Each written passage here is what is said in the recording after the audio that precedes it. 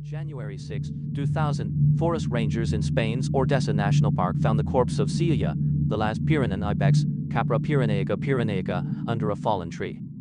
However, biologists were eventually able to bring her species back from extinction 3 years later. For a few minutes, anyway. A subspecies of Iberian wild goat, the Pyrenean ibex, also known as the bucardo, lived in the Cantabrian Mountains, southern France, and the northern Pyrenees. Experts believe that the Pyrenean ibex's numbers dwindled due to a combination of factors.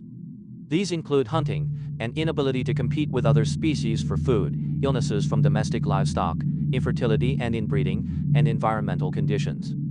It also didn't help that a management plan to save the species only came into being in 1993. By that time, only 10 of the ibexes remained. After Celia's death, Spanish biologists used her genetic matter to try and bring her back through cloning. On July 30, 2003, they succeeded, albeit briefly. The scientists took DNA from her tissue samples and transplanted them into domestic goats' eggs.